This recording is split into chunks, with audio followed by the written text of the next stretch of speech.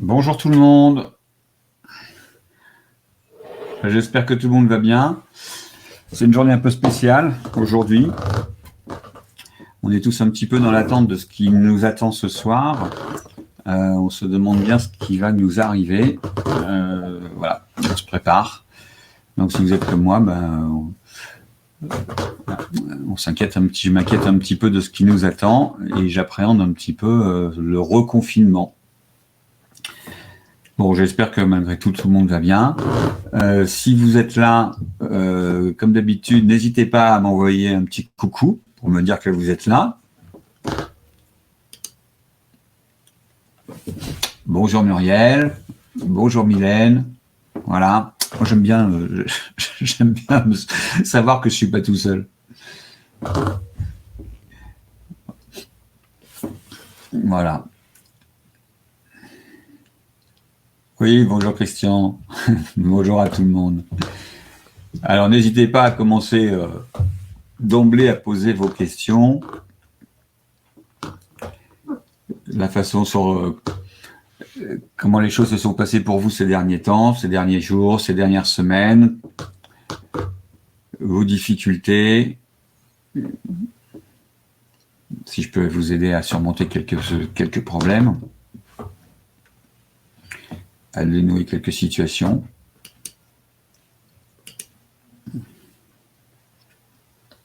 Des témoignages positifs, des témoignages moins positifs. On sait que c'est pas facile. Hein. C'est parfois très difficile de se débarrasser du contrôle. Non, c'est pas parfois très difficile. En réalité, c'est même souvent très difficile.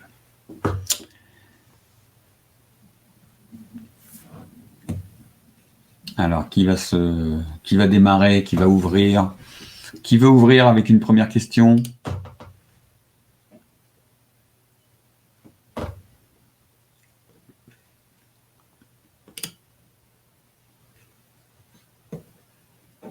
Ah, Muriel. Merci de se lancer. Alors, la diffusion des pensées automatiques me semble très théorique. Non, c'est pas théorique du tout. Hein. En pratique, on y parvient et c'est bien utile. C'est vraiment même très très important. Alors, tout dépend de quelle pensée on parle. Il faut déjà essayer d'identifier les pensées auxquelles on décide de s'intéresser. Par exemple, très souvent, je demande, moi, à mes patients, de repérer les pensées de contrôle qui leur viennent au cours des repas. Ce que j'appelle des pop-up. Moi, j'appelle ça des pop-up parce que, en fait, ces pensées automatiques, ce sont des pensées intrusives qui s'ouvrent comme des fenêtres, comme des pop-up sur un écran d'ordinateur, et puis qui vous disent de faire ci ou de faire ça. Bon, et ces pensées, donc je vais vous donner un exemple. Voilà, pour travailler sur ces pensées de contrôle, d'abord il faut les repérer, il faut essayer d'en faire un inventaire. Et pour faire l'inventaire, on les classe en catégories. Donc ça peut être, par exemple, des pop-up qui concernent le type d'aliment. Donc ce sont des pop-up qui vous diront de manger certains aliments et de ne pas en manger d'autres. Donc par exemple, de prendre de la ratatouille plutôt que des frites ou des pommes plutôt que des pommes. Donc ça porte sur les catégories d'aliments. Mais ça peut être des pop-up qui portent aussi sur la quantité de nourriture ou la fréquence des consommations. Donc là, ça vous dira que vous pouvez manger du chocolat, mais pas plus de 2 carrés. Ou alors, vous pouvez manger des féculents, mais pas midi et soir, ou des frites, mais pas 3 fois dans la semaine, des choses comme ça. Donc ça porte soit sur la quantité de nourriture, soit ça porte sur la fréquence. Ou alors, ça peut être aussi des pop-up qui portent sur les sensations alimentaires. Alors ça, ce sont des pop-up qui viennent pratiquement inéluctablement avec le travail qu'on fait sur les sensations et qui vont vous dire de ne pas manger quand vous n'avez pas faim ou de vous arrêter dès que vous n'avez plus faim. Bon. Puis après, il y a d'autres pop-up qu'on peut pas classer dans ces catégories-là et qui font, disons, une catégorie un peu fourre-tout. Donc on fait un inventaire de tous ces pop-up. Et puis à partir de là, on met en place une procédure. La première chose, c'est que on n'écoute jamais ce que racontent les pop-up. Jamais. Donc si par exemple vous allez au restaurant et que sur la carte vous voyez quelque chose qui vous tente, vous n'écoutez pas la petite voix, le pop-up qui vous dira qu'il serait plus raisonnable de commander le poisson avec les haricots verts, quoi. Donc on suit l'envie, toujours. C'est toujours l'envie qui a la priorité sur le pop-up. Ça c'est le premier point. Le deuxième point, c'est qu'on ne discute pas avec le pop-up. Parce que bon, on peut facilement rentrer dans une espèce de conférence, c'est-à-dire par exemple on pourrait faire un grand débat sur le chocolat, rentrer dans des grandes discussions, celui-là il est à 90%, c'est beaucoup moins grave que si c'était à 70%, oui mais peut-être c'est quand même du chocolat au lait, donc ça c'est quand même plus grave que si c'était du chocolat noir, et blablabla, blablabla. Et là on rentre dans une sorte de conférence sur le chocolat, et du coup l'attention n'est plus sur les sensations alimentaires, elle part elle aussi assister à la conférence. Et donc, comme elle n'est plus sur les sensations alimentaires, on perd le rassasiement. Et troisième point, eh ben justement, on lâche le pop-up et on vient se reconcentrer sur les sensations alimentaires pour récupérer son rassasiement. Voilà. Donc en fait, ces pensées automatiques, ce travail sur les pensées automatiques, c'est pas du tout quelque chose de théorique. Ça a des applications extrêmement pratiques. Là, par exemple, voilà, on repère les pensées automatiques, les pop-up de contrôle, et on met en place des procédures en s'entraînant à repérer ces pensées, mais à ne pas discuter avec elles. Voilà. Alors, ce qu'on fait avec les pensées de contrôle, on peut le faire avec d'autres types de pensées. Et par exemple, on peut faire ça aussi assez souvent. Je le fais faire avec des pensées de maltraitance, des personnes qui finalement se parlent très mal, s'adressent très mal à elles-mêmes, comme elles n'oseraient certainement pas oser le faire avec d'autres personnes. Et on repère là aussi les pensées maltraitantes. Voilà, et on peut faire un travail sur toutes sortes de pensées. Mais pour savoir qu'une pensée automatique est reliée à un schéma de pensée, que ce sont pas des pensées finalement raisonnées, réfléchies, il faut d'abord les identifier. Et il y a un petit travail de repérage à faire. Donc voilà Myriel, un exemple. Bonjour Caroline. Alors les compulsions, comment arriver à freiner les compulsions alimentaires? Elles augmentent et pourtant je déguste. Je progresse dans l'écoute de mes sensations alimentaires, mais ces compulsions me guettent et me narguent. Que me conseillez-vous? Alors je déguste. En fait, vous avez l'air de vous... Ce que vous dites, c'est que vous vous étonnez qu'elles augmentent alors que vous dégustez. Donc, il faut revenir à la théorie. Une compulsion, la plupart du temps, est une envie de manger émotionnelle à laquelle on n'a pas répondu correctement. Alors, une envie de manger émotionnelle, d'abord, c'est une envie de manger qui est déclenchée par une émotion et dans laquelle on n'aura pas la sensation de faim. Bon. Chaque fois qu'une envie émotionnelle se présente, il ne faut jamais tenter de s'y opposer et il faudra systématiquement s'entraîner. Alors je parle d'entraînement parce que c'est pas quelque chose qu'on sait, ce n'est plus quelque chose qu'on sait faire. Il va falloir l'apprendre. C'est un entraînement pour y répondre de façon adéquate. Et adéquate, qu'est-ce que ça signifie? Ça veut dire, consommer l'aliment dont on a envie, bon, ce qui a l'air d'être le cas, être attentif à ses sensations alimentaires, donc ça va être par exemple le goût, ça peut être le trajet de l'aliment dans la gorge, dans la poitrine, des choses comme ça, c'est des sensations physiques, la diminution du plaisir sensoriel, enfin toutes les sensations alimentaires. Et puis troisièmement, essayer dans un premier temps de mettre de côté toutes les pensées négatives qui peuvent vous traverser l'esprit à ce moment-là. les pensées de jugement, de critique, d'inquiétude par rapport au poids, par rapport à la santé, par rapport à tout ce qu'on voudra. Voilà. Alors, et recentrer, donc, en fait, mettre ces pensées de côté en se recentrant précisément sur les sensations alimentaires. Voilà. Et si on y répond de cette manière-là, on n'aura pas de compulsion. On sait que si on s'oppose aux envies de manger émotionnelles, soit en s'empêchant de manger, soit en y répondant, mais en se faisant des reproches, à ce moment-là, l'envie se transforme en compulsion. Et bien souvent, alors Caroline, là, évidemment, il faut que ça vous de répondre. Hein. Quand une envie de manger se transforme en compulsion, c'est que un de ces trois facteurs n'est pas présent. Soit c'est pas le bon aliment, bon ça peut arriver parce qu'on prend le premier qui se présente. Soit l'attention n'est pas sur les sensations alimentaires, elle est partie ailleurs.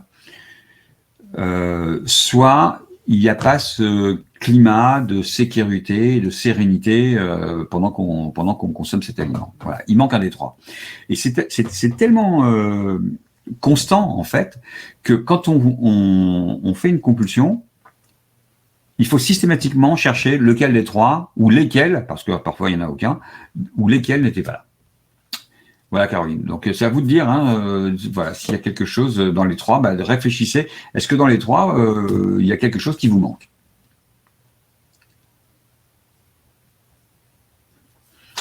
Bonjour Marie-Lucille. Est-ce qu'il y aurait des conseils à donner à une personne qui aurait été opérée d'un bypass? Pas vraiment, à dire vrai. Les personnes qui ont été opérées du bypass, on leur donnera exactement les mêmes conseils. Moi, je serais même un peu plus insistant parce que après un bypass, très souvent, l'équipe qui a opéré va prescrire de nouveau des régimes. Et du coup, alors ils diront pas forcément que ce sont des régimes, mais ils vont prescrire du contrôle. Ça, c'est presque certain. C'est sûr. Ils vont mettre du contrôle. Donc déjà, un, l'équipe va prescrire, et deux, la personne qui a été opérée d'elle-même va remettre aussi du contrôle. Alors on sait qu'il y a des moments comme ça qui sont un peu critiques.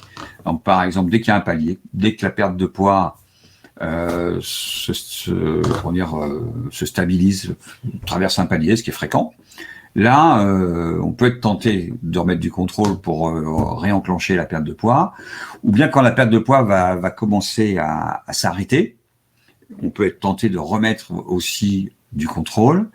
Il y a des moments aussi, à chaque fois qu'on passe des dizaines, par exemple, quand on est à 91 et qu'on veut passer à 89, on remet du contrôle. Donc il y a comme ça tout un tas de petits moments où on peut être très tenté de remettre du contrôle, et d'autant plus donc ça aura été conseillé par l'équipe qui a pris en charge l'opération. Bon, donc pour les personnes qui ont fait un bypass, le travail est exactement le même que pour les autres, si ce n'est que c'est encore plus important pour elles de ne pas remettre de contrôle, de ne pas revenir dans les régimes.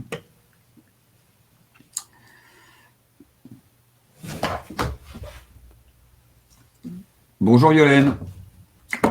Alors, concernant les activités de découverte de la faim, il est facile pour moi de rester longtemps sans manger, ok.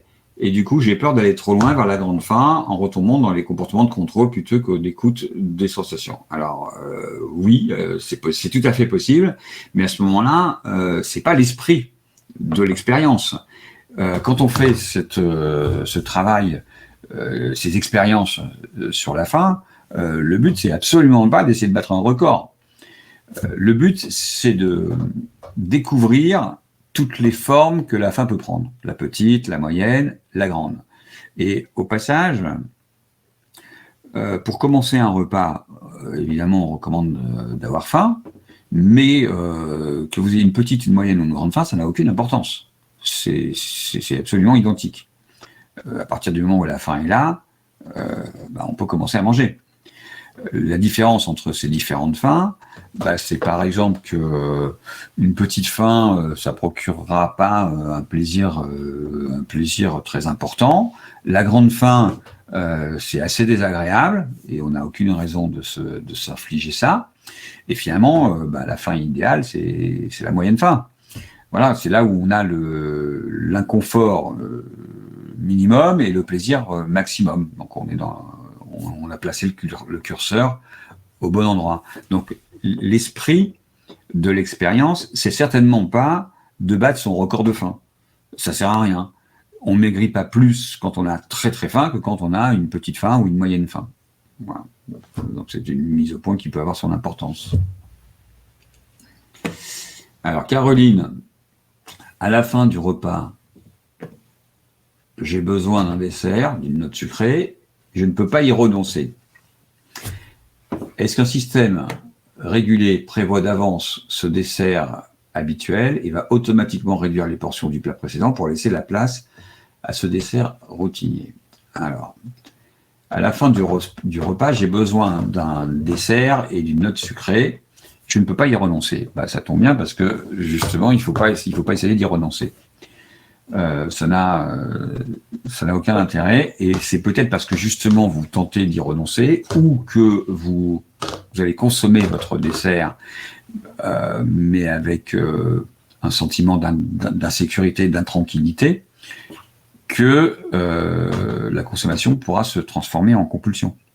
C'est peut-être ça l'explication, c'est que finalement, vous voyez là, il y a une espèce de questionnement par rapport au dessert sucré qui laisse penser que quand vous allez manger votre dessert, vous n'êtes pas sereine, vous n'êtes pas complètement tranquille. Et donc, si vous n'êtes pas complètement tranquille, on n'a plus les 3 facteurs du rassasiement. Voilà. Bon, et donc effectivement,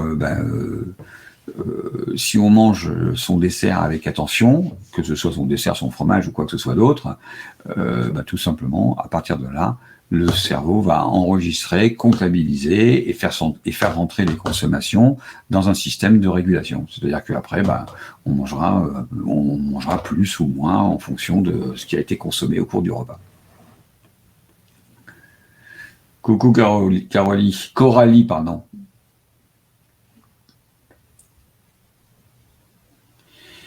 Bonjour Mylène. Alors depuis un mois sur Line Coaching, j'ai moins de compulsions, je mange beaucoup moins sucré, mais parfois je remplace des repas par des choses sucrées en les dégustant. Ce n'est pas équilibré. Comment changer?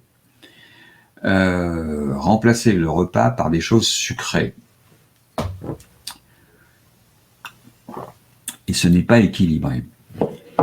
Bon, alors peut-être qu'il faut faire une mise au point sur l'équilibre alimentaire. On n'essaye pas d'instaurer un équilibre sur le repas. Sur le repas, ni même sur la journée, et ni même sur la semaine.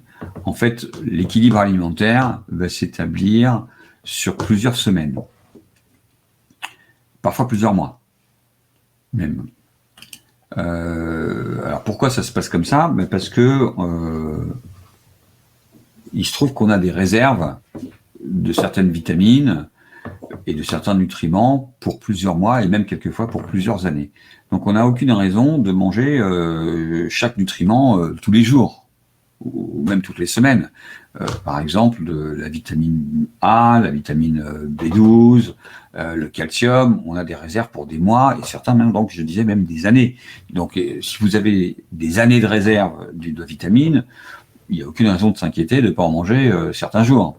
Il ne va rien se passer. Si vous loupez votre calcium, si un jour vous loupez votre calcium, vous ne ferez pas le lendemain une fracture du col du fémur, ou bien si vous loupez votre vitamine C, vous ne ferez pas le lendemain un scorbut. L'équilibre se fait sur de très très longues périodes. Il faut surtout pas tenter d'instaurer cet équilibre sur le repas, sur la journée, ni même sur la semaine. Voilà. L'équilibre va se faire de lui-même dès lors qu'on sera à l'écoute des sensations alimentaires et qu'on n'aura pas les comportements compulsifs. Alors, effectivement, dès qu'il y a des comportements compulsifs, on ne peut plus mettre en place une alimentation équilibrée, diversifiée.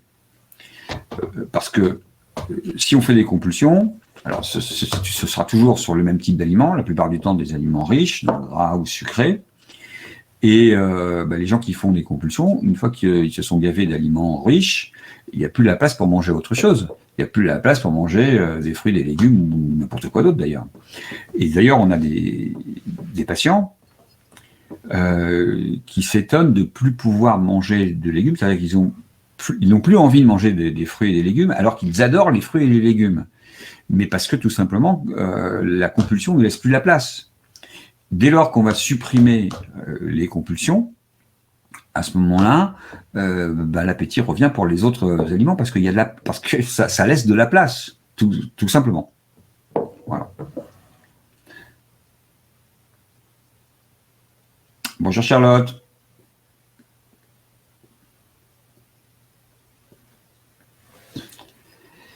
Alors, suite à un gros passage à vide, j'ai un peu beaucoup lâché le programme et je suis totalement perdu. Je suis de nouveau prise de nombreuses envies de manger émotionnelles, à m'en rendre malade. Faut-il tout reprendre à zéro? Non, il n'y a vraiment pas besoin de reprendre les choses à zéro. Un passage à vide, voilà. Alors le programme, ça peut arriver effectivement. Parfois, il se passe des choses dans la vie. Il se passe des choses et ça devient des priorités. Le cerveau n'est pas capable de tout mettre au même niveau de priorité. Il priorise, donc il fait des classements et il décide qu'il y a des choses qui sont plus importantes que d'autres plus secondaires qui passent après.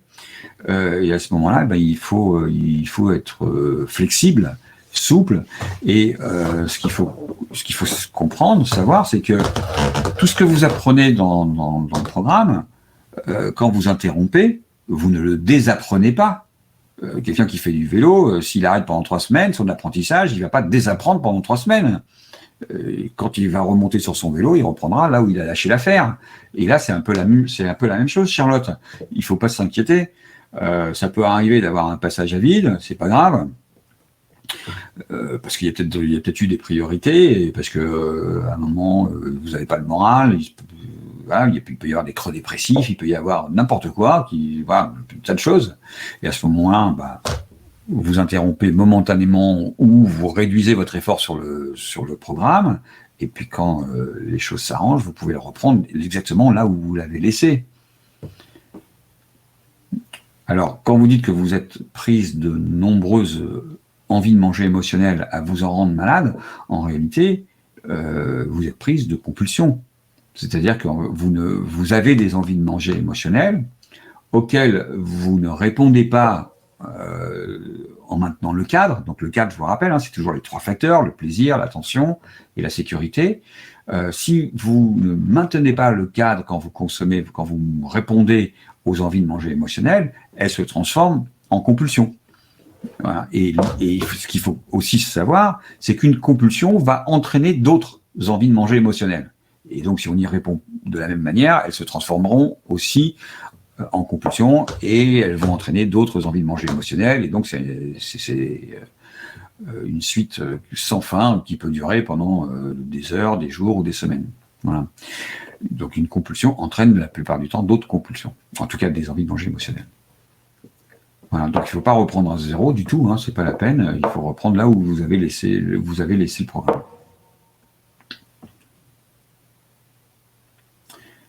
À Caroline, qui trouve que c'est vraiment compliqué de manger sereinement des aliments qui étaient des aliments tabous au début.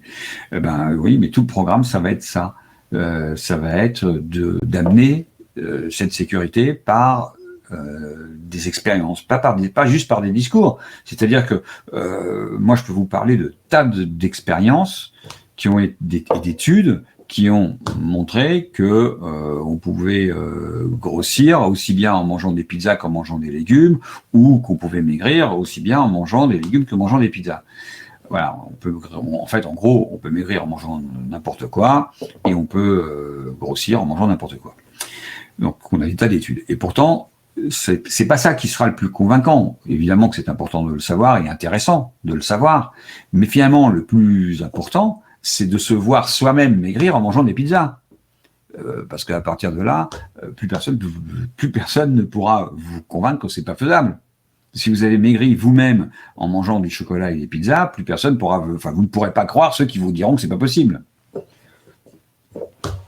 Voilà. Et on a comme ça quantité d'expériences qui permettent de démontrer, de se démontrer à soi-même qu'il est possible de maigrir en mangeant des aliments riches, des aliments tabous, et c'est ça finalement qui est le plus convaincant, et qui va progressivement apporter cette sécurité.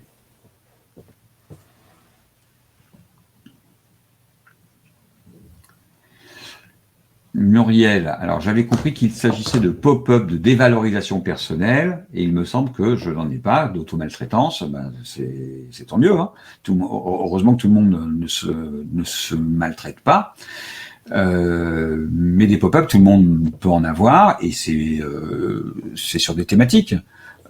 Parfois c'est pas de la maltraitance, parfois ça peut être le contrôle, parfois ça peut être sur l'abandon, parfois ça peut être sur des tas d'autres sujets. Donc on cible les thèmes sur lesquels on veut travailler.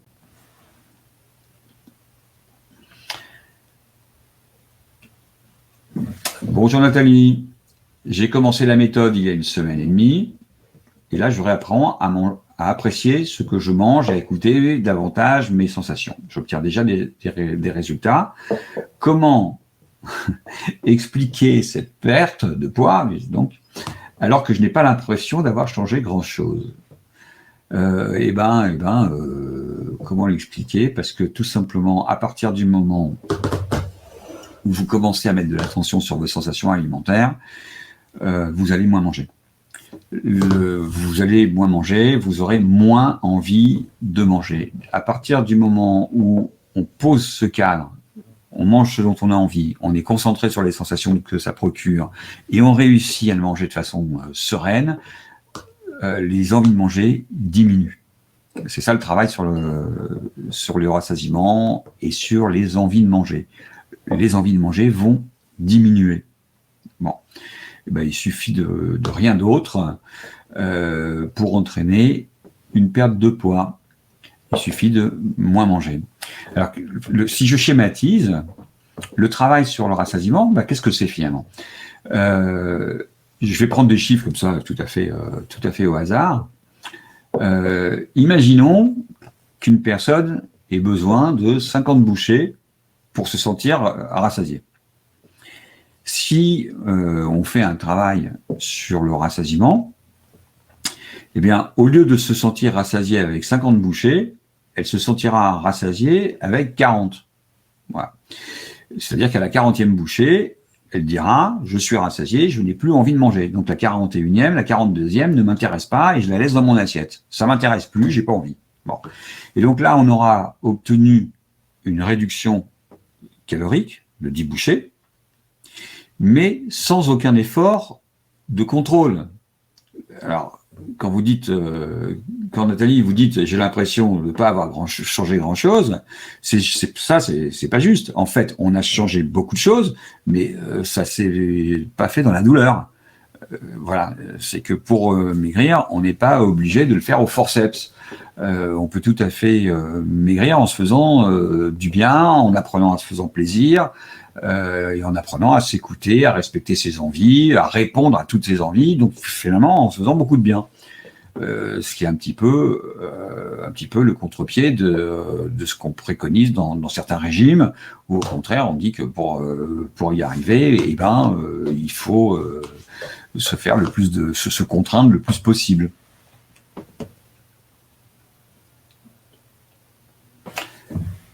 Bonjour Emeralda, il m'arrive parfois d'avoir une envie de sucrer vers 17h, 17h30. Est-ce bien normal tout ça? Bon, il n'y a pas d'horaire pour les envies de manger, mais quand même, les envies de manger émotionnelles arrivent le plus souvent en fin de journée. Alors pourquoi en fin de journée? Parce que les envies de manger émotionnelles, elles sont liées aux émotions. Et il y a au cours de la journée un effet cumulatif de la fatigue et du stress. Donc en fin de journée, évidemment, c'est à ce moment-là qu'on a le plus de fatigue, le plus de stress, qu'on a accumulé le plus de stress ou de fatigue, beaucoup plus qu'au début de la journée quand on vient de se réveiller. Donc c'est à ce moment-là qu'on a le plus de chances d'avoir des envies de manger émotionnelles. En général, c'est quand on a un peu fini sa journée de travail. Et il faut pas alors là, donc du coup, ce sont des envies de manger émotionnelles qui sont provoquées par des émotions désagréables. Mais attention, en toute fin de journée, même de soirée, là, on peut aussi avoir des envies de sucré, des envies émotionnelles. Sucré, alors il faut une envie émotionnelle, ça peut être aussi du salé, hein, c'est pas toujours du sucré. En fin de soirée. Et alors là, on n'est pas forcément dans des émotions désagréables. C'est pas les émotions désagréables là qui déclenchent. Ça peut être des émotions tout à fait agréables. C'est-à-dire qu'en fait, on vient de finir sa journée, on a fini son repas, on a tout rangé, on n'a plus rien à faire, on a plus juste à se détendre. Et là, on ressent une envie émotionnelle, une envie de manger quelque chose d'agréable. Ben, là, on est en train de majorer une émotion agréable. C'est une envie de manger émotionnelle qui a été déclenchée par une émotion agréable. Et il faut absolument, comme d'habitude, ne jamais s'y opposer et y répondre toujours en maintenant le cadre. Donc plaisir, attention et sécurité. Voilà, systématiquement, à chaque fois qu'on mange.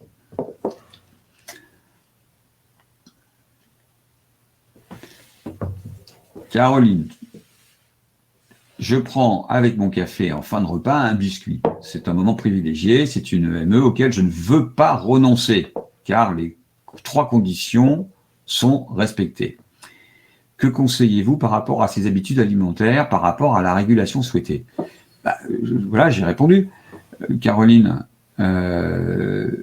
ce biscuit là, que vous prenez avec le café en fin de repas, c'est une envie de manger émotionnelle qui a une fonction.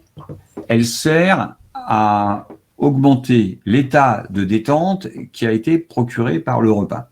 Un repas qui se passe bien va procurer une détente. Il va diminuer les facteurs les marqueurs du stress.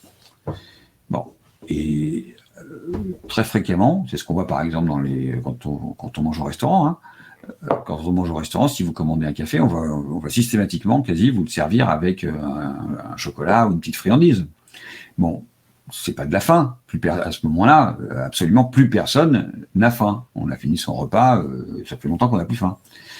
Et pourtant, on a beaucoup de plaisir à consommer cette petite friandise parce que elle est en train d'accentuer en fait l'effet relaxant du repas.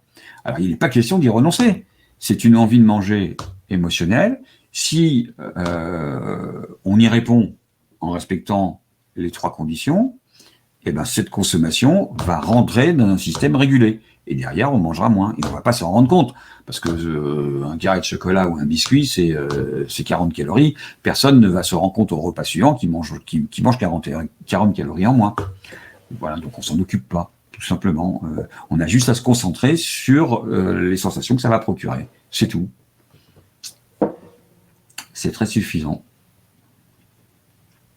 Bon, donc Caroline, hein, pas question de renoncer à son biscuit ou à son carré de chocolat ou à sa petite friandise après le repas. Au contraire, il faut le maintenir et tout simplement le consommer totalement sereinement. Et de cette façon, il sera régulé. Bonjour Virginie. Alors, parfois, nous nous mettons à table alors que je n'ai pas encore faim. Je n'arrive pas forcément à manger. Non, j'arrive à pas forcément manger, pardon. Et puis, quand arrive le pain, le fromage, comme par hasard, l'envie de manger arrive, comme Zorro. Pourquoi on n'a pas faim pour des légumes, mais très faim pour un gratin d'œufs noir? Bon, alors, voilà, ça c'est une situation qui peut se présenter. Bon, on recommande... on recommande de démarrer le repas avec une sensation de faim. Bon. Mais parfois, à l'heure du repas, on peut très bien ne pas avoir faim. Ni faim, ni envie de manger. Voilà, si j'ai pas faim, pas envie de manger, évidemment, il n'y a aucune raison que je me force. À ce moment-là, autant retarder l'horaire du repas. Mais il peut y avoir une situation dans laquelle on n'aurait pas faim, mais on aurait envie de manger. Ou alors... tel que vient de l'écrire Virginie, on n'a pas faim au début du repas, et puis on regarde les autres manger, on passe un moment avec eux, et puis l'envie vient, même si la faim n'est pas là. Ben, dans ce cas, la consigne, c'est la même. Il s'agit, parce que là, on va considérer ça comme une envie de manger émotionnelle. Et donc, la consigne reste la même. C'est-à-dire que si vous ne devez pas lutter contre une envie. Jamais. Vous devez donc, si l'envie se présente, voilà, ou les légumes vous tentez pas, mais le gratin de dauphinois, lui, il vous fait de l'œil, ben vous devez consommer le gratin de dauphinois toujours en tenant le cadre. Voilà. Et si vous n'avez pas faim et que vous avez une petite envie, ça va pas vous entraîner très très loin. Et même si jamais ça vous entraîne un petit peu plus loin, du moment que vous avez respecté le cadre, cette consommation rentrera dans un système de régulation. Donc, ce sera compensé par la suite. Il n'y a plus d'inquiétude dessus, quoi. Voilà. Donc, ça peut arriver qu'on n'ait pas faim au moment du repas, mais envie. Dans ce cas, on traite ça comme une envie de manger émotionnelle. Je vous rappelle que l'impératif, c'est de répondre systématiquement à toutes les envies de manger qui se présentent. Ce qu'on veut, c'est faire diminuer les envies de manger. Voilà. Une envie de manger, c'est comme un petit départ de feu, finalement. Voilà. C'est un petit départ de feu. Donc, si on s'en occupe rapidement, on éteint ça avec un seau d'eau. Si on s'y prend de travers, et qu'on souffle dessus, à ce moment-là, on allume un incendie. Voilà. Donc nous, ce qu'on veut, c'est évidemment éteindre toutes ces envies de manger. Tous ces petits départs de feu, qui sont normaux, hein, ce ne sont pas des anomalies. Donc tous ces petits départs de feu, toutes ces envies, ça peut être déclenché aussi bien par des émotions que par de la faim. Hein, on y répond. On y répond, et c'est comme ça que on les éteint, et que ces envies vont trouver leur niveau normal. Voilà. Sinon, dès qu'on lutte contre les envies, donc de deux façons, soit on s'empêche de manger, soit on mange, mais on se fait des reproches ou on n'a pas la sérénité, et ben à ce moment-là, on allume un vrai incendie, quoi. Voilà. Et c'est évidemment pas ça qu'on cherche.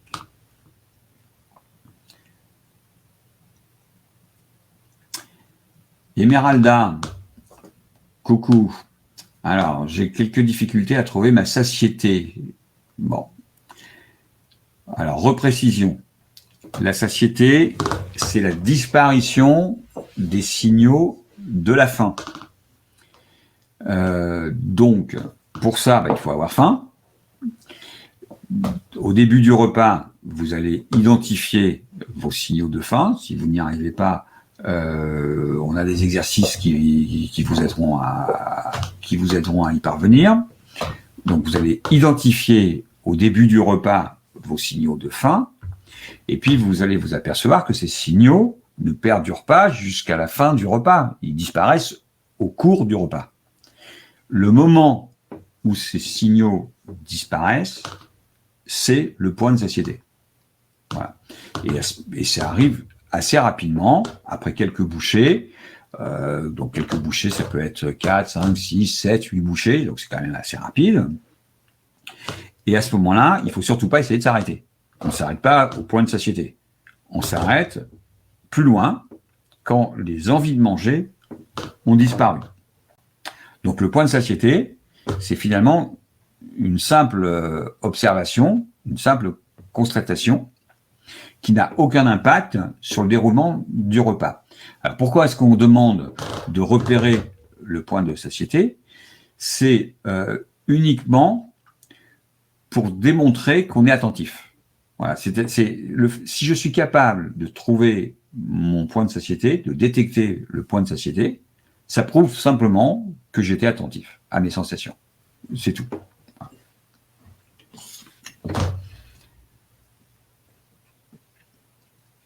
Bonjour Violaine. Alors, j'ai pratiqué les préconisations concernant les envies de manger émotionnelles. Cela les a clairement fait baisser en intensité. Elles surviennent désormais avec une intensité faible. Et dans ce cas, vaut-il mieux les laisser passer ou les satisfaire? La réponse, je l'ai déjà donnée.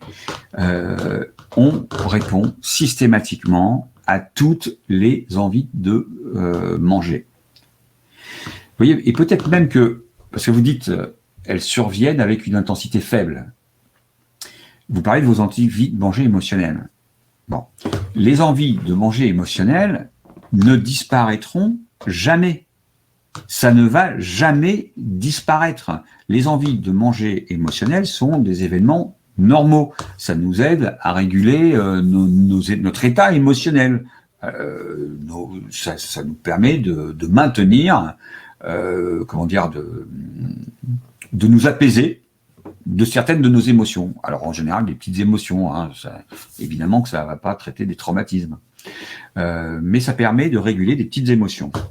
Et elles sont strictement normales. Donc, et alors, j'ajoute qu'elles ne peuvent être apaisées que par un certain type d'aliments. Uniquement des aliments riches, des aliments gras ou sucrés. Uniquement. Donc on doit y répondre, et systématiquement avec les aliments qui fonctionnent.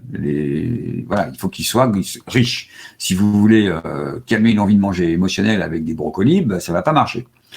Donc il faut forcément y répondre avec des aliments riches. Et si on y répond de manière systématique, toujours en respectant le cadre, ben à ce moment-là, ça s'éteint avec 3 fois rien.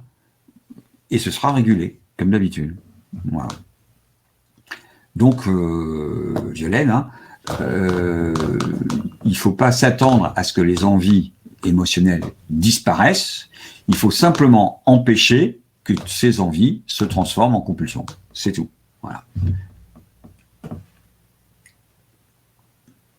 Caroline, le programme révolutionne ma cuisine, mes produits, je me fais plaisir. C'est très compliqué de manger en toute sécurité ces aliments qu'on avait bannis. Il faut un certain temps avant d'être apaisé. Alors ça c'est clair. Ça c'est vraiment clair. La sécurité ne vient pas d'un coup. Hein. Elle ne viendra pas d'un claquement de doigts. Et elle ne se décrète pas. En fait, elle ne vient qu'avec des preuves.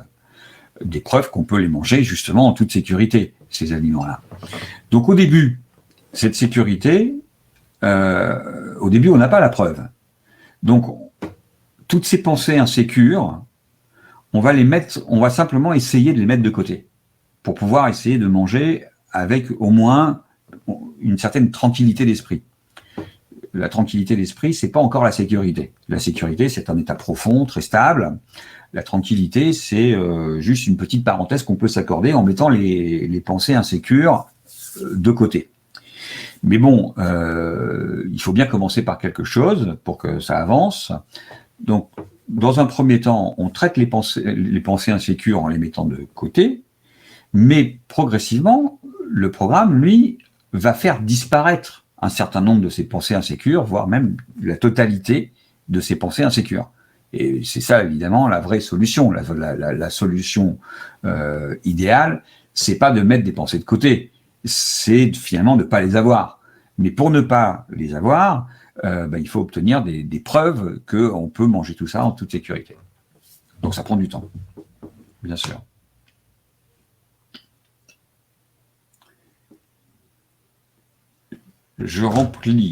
Bonjour Marie-Lucille. Je remplis le vide psychologique par de la nourriture. Comment faire pour éviter cela? Alors, je ne sais pas ce que vous entendez par vide psychologique, mais je vous ferai la même réponse. Si vous avez de nombreuses envies de manger émotionnelles, qui peuvent devenir problématiques par justement par leur nombre, et que vous dites, comme il y en a beaucoup, je ne peux pas répondre, je dois pas y répondre, il y en a trop, je ne dois pas répondre à toutes ces envies de manger émotionnelles. Ce qui va se passer si vous vous opposez à ces envies de manger émotionnelles, c'est qu'au lieu d'avoir de très nombreuses envies de manger émotionnelles, vous allez avoir de très nombreuses compulsions. Donc ça va être beaucoup plus grave. Alors, ma recommandation reste la même. Vous devez systématiquement répondre à vos envies de manger émotionnelles. Mais maintenant, si vous êtes dans une situation psychologique qui génère de très nombreuses envies de manger émotionnelles, il va falloir aussi associer un travail en amont sur ce que vous appelez le vide psychologique, pour moi c'est pas suffisant. Je sais pas exactement de quoi vous voulez parler, mais en tout cas cette situation qui peut générer de très nombreuses envies de manger, si elle est problématique, il va falloir associer un travail sur cette situation-là. Voilà. Charlotte qui dit merci. Ben, merci aussi Charlotte. Hein. Alors, Guylaine. Bonjour Guylaine. J'ai eu des démangeaisons cutanées et après les analyses, je ne dois plus manger d'aliments comme le gluten, le lait, etc. Comment se laisser aller aux compulsions quand on a envie d'aliments et que l'on ne peut plus manger pour raison de santé? Bon, alors, moi je me méfie beaucoup de toutes ces analyses.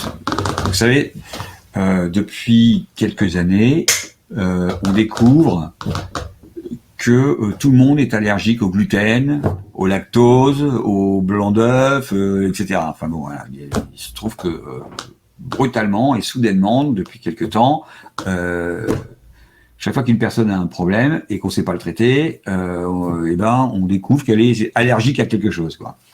Donc je me méfie quand même beaucoup de ça. Néanmoins, il existe de vrais problèmes de santé qui impliquent de réduire la consommation ou de supprimer la consommation de certains aliments. Et ben là, on n'a vraiment pas le choix. Ou alors on s'expose à des dangers pour sa santé. Mais je peux vous dire que pour moi qui ai eu à un moment dans ma vie de vraies allergies alimentaires qui déclenchaient des problèmes de santé gravissimes, je peux vous dire que je n'ai jamais fait une compulsion sur ce type d'aliments, parce que ma vie était en danger. Donc quand vous savez que si vous mangez des fraises, vous vous étouffez, croyez-moi, vous faites pas des compulsions de fraises. Voilà.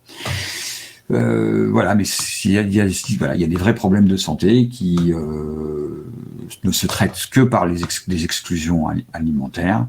Et ben là, on n'aura pas de choix. On peut pas faire autrement.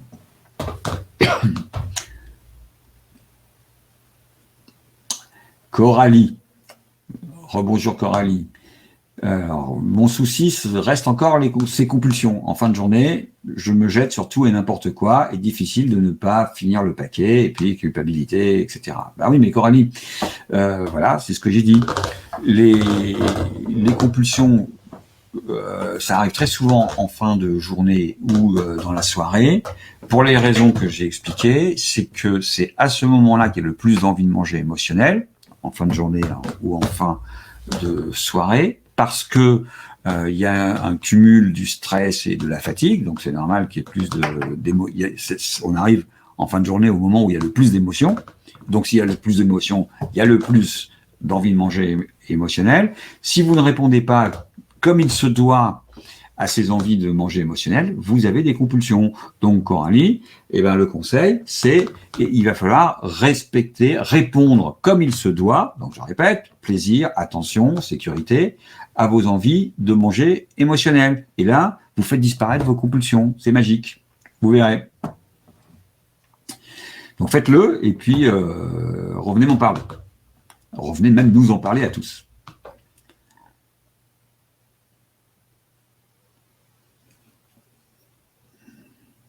Alors Nathalie, oui, j'ai changé en lâchant prise et au début de la méthode, ça peut faire peur. Alors, ouais, c'était ce lâcher prise ou lâcher le contrôle. Pour moi, ce sont pas des formules rassurantes. En fait, je dirais pas qu'il faut lâcher le contrôle. Je dirais qu'il faut remplacer un contrôle par un autre. On va retirer le contrôle mental, le contrôle volontaire du comportement alimentaire, et on va le remplacer. Alors ce contrôle, il peut pas marcher, hein, il peut jamais marcher longtemps. Il va très très bien fonctionner sur des courtes périodes, et il permet d'avoir même des résultats spectaculaires, c'est-à-dire des pertes de poids importantes et rapides, avec du contrôle mental. Donc c'est pour ça qu'il est, il est extrêmement tentant. Mais on ne peut pas le maintenir sur la durée et certainement pas tout au long de la vie.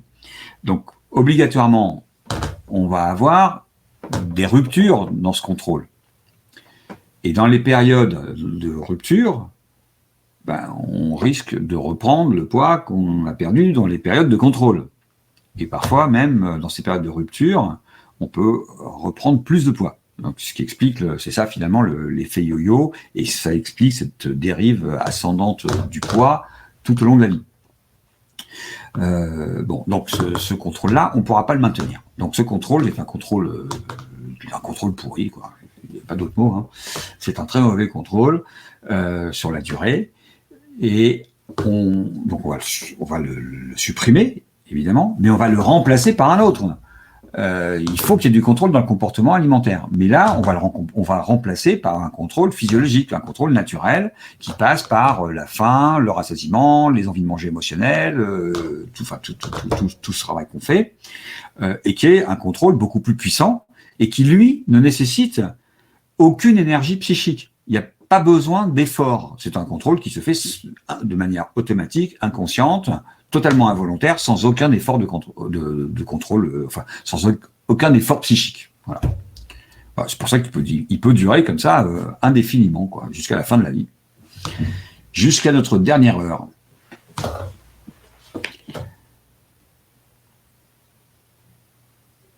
Alors, bonjour Bridget. Le docteur Apfeldorfer disait que le métabolisme baissait avec l'âge, et en ce qui le concerne, il mange, selon lui, 50% de ce qu'il mangeait à l'âge de 40 ans. Alors 50%, c'est peut-être difficile à chiffrer, enfin je veux dire c'est peut-être difficile de donner un pourcentage, mais clairement il a complètement raison. Avec l'âge, je n'oserais pas dire l'âge du docteur Apfeldorfer, mais avec l'âge, on mange de moins en moins. Et personnellement, il m'arrive exactement la même chose. Je mange beaucoup moins qu'à 20 ans ou à 30 ans. À 30 ans, je faisais des petits déjeuners que je peux même pas imaginer aujourd'hui. C'était pentagruélique. Merci. Eh oui.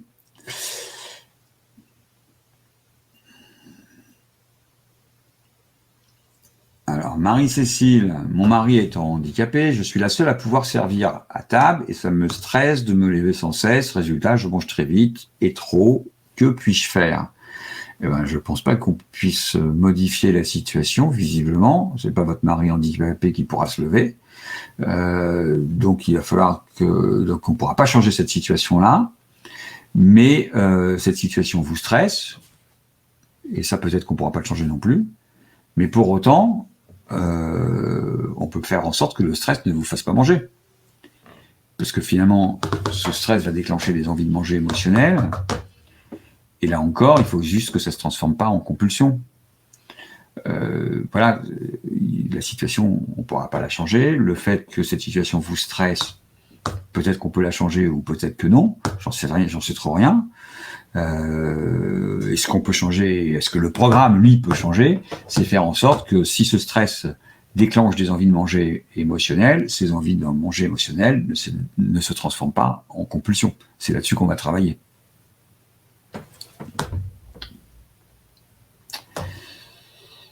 Nathalie, après des années de Weight Watcher, je me laisse porter par la méthode de Len Coaching. Combien de temps faut-il pour intégrer la méthode dégustation pleine conscience?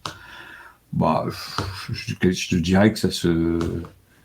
Si on est dans des situations, si on n'est pas dans des situations compliquées, c'est une affaire de semaines et mois. Voilà, ça va se déterminer sur quelques mois. On n'est pas sur des années, quoi. Ça, c'est sûr. C'est pas sur des années. Si ça prend des années, c'est que on est sur des situations plus compliquées, généralement. Coralie, qui trouve que l'image de l'incendie est très juste. Voilà, c'est ça. On pourrait dire que les envies de manger émotionnelles sont des petits départs de feu, sans danger, si on sait les éteindre.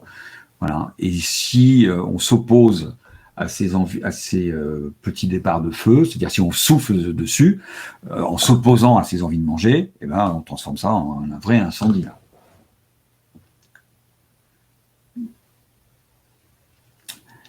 Coucou Evelyne. Alors, vous avez évoqué dans un précédent webinaire deux types de compulsions. Deux types de compulsions. J'ai parlé effectivement de deux types d'hyperphagie. Est-ce que et donc vous me demandez de revenir dessus. Alors, en effet, il y a deux types de compulsions et d'hyperphagie. Il y a celles dont je parle depuis tout à l'heure, en fait, qui sont liées au contrôle et qui sont liées au fait de mal répondre à ses envies de manger émotionnelles. C'est ce qu'on appelle le trouble du réconfort. Normalement, une envie de manger émotionnelle est censée produire un réconfort. Si on n'y répond pas comme il faut, ça déclenche une compulsion et ça nous prive du réconfort. Donc là, on a ce qu'on appelle le trouble du réconfort. Bon. Et ça, c'est ce dont je parle depuis tout à l'heure. Et le plus souvent parce que c'est finalement la situation la plus courante. Mais il existe un autre type de compulsion et surtout d'hyperphagie qui ne sont pas liés du tout à un trouble du réconfort, à une recherche de réconfort, qui ne sont pas liés à une problématique de contrôle, mais qui sont des crises qui sont destinées à s'anesthésier de ces émotions. Alors là, c'est complètement différent parce que le but, c'est pas de procurer du plaisir et du réconfort. Le but, c'est véritablement de se débarrasser d'une émotion absolument insupportable, d'une violence inouïe, une espèce de... on est emporté par une tempête émotionnelle. Et là, le but, c'est de s'anesthésier complètement. Quand les gens parlent de ça, ils disent ce que je veux, c'est éteindre mon cerveau, c'est me donner un coup de marteau pour m'assommer, c'est de manger jusqu'à m'anesthésier. Voilà. Bon, alors derrière, donc là, ça n'a rien à voir avec un problème de contrôle. C'est même pas un problème finalement de comportement alimentaire, parce que si on empêche les gens de manger dans ces situations-là, quand ils sont dans ces crises anesthésiantes, ils vont tout simplement ils vont tout simplement trouver un autre moyen de s'anesthésier. Ça peut être de l'alcool, ça peut être de prendre des anxiolytiques, ça peut être des substances, ça peut être de se mutiler, de se scarifier. Ils vont chercher un autre moyen pour s'anesthésier de leur douleur psychique. Et derrière ces situations-là, on trouve toujours quelque chose de grave, quelque chose qui a pu déclencher des émotions d'une telle violence. Donc ça n'a rien à voir avec le trouble du réconfort. Le trouble du réconfort, c'est une problématique du contrôle. La crise anesthésiante, c'est toujours lié à des antécédents psychologiques compliqués ou très lourds. Voilà. Donc il faut pouvoir vraiment distinguer ces deux situations-là. Alors assez souvent d'ailleurs les patients peuvent avoir les deux troubles en même temps, le plus souvent d'ailleurs. Mais il faut tout à fait distinguer les deux crises parce que ce sont deux approches qui sont complètement différentes. Si on essaye de répondre à ces problèmes psycho-émotionnels par un travail sur le comportement alimentaire, ça n'a absolument aucun effet. Et si on essaye de répondre à ces troubles du réconfort par des approches psychologiques, ça n'a absolument aucun effet non plus. Donc il ne faut pas se tromper, il faut poser le bon diagnostic pour avoir la bonne indication de traitement, voilà, de prise en charge, la bonne prise en charge. Bon, Evelyne, j'espère avoir répondu. Alors, il est déjà 19h29. Je vais répondre peut-être encore à une dernière question. On va devoir s'arrêter. D'ailleurs, je pense qu'on a tous envie de savoir, d'entendre notre président nous annoncer à quelle sauce nous allons être mangés.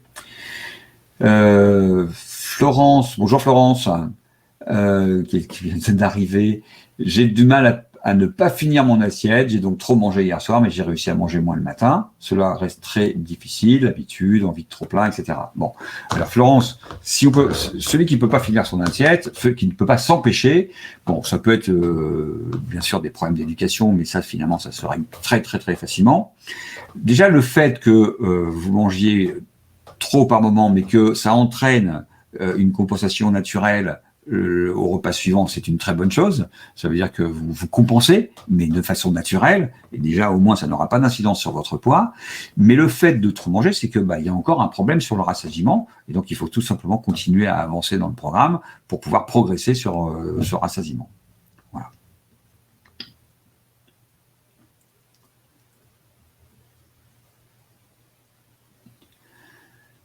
Nathalie, si vous souhaitez un conseil de lecture sur les livres que j'ai pu écrire, je pense que si vous débutez totalement, il vaut mieux lire Maigrir sans régime. Si vous êtes un petit peu avancé déjà dans le travail du programme et dans le travail sur l'alimentation intuitive, alors à ce moment-là, il vaut mieux lire le dernier livre, le tout dernier livre que j'ai écrit et qui s'appelle « Osez manger, libérez-vous du contrôle ». Voilà. Bon, je vais devoir vous laisser. Je vous remercie à tous, à toutes, de votre présence, de vos questions très riches, beaucoup de questions. Évidemment, comme d'habitude, je ne peux pas répondre à toutes les questions, mais souvent, vous avez vu, les questions se recoupent. Hein. Donc, merci à toutes et à tous de votre présence. On va tous aller, je pense, écouter ce que le président va nous dire pour savoir un petit peu ce qui nous attend ces prochains jours. Et je vous souhaite bon courage à tout le monde. Voilà, j'espère que vous passerez, vous traverserez au mieux cette période difficile qui nous attend. Voilà. Merci à tous, à toutes de votre présence. Et donc, on se retrouve dans 15 jours. À très bientôt et bonne soirée.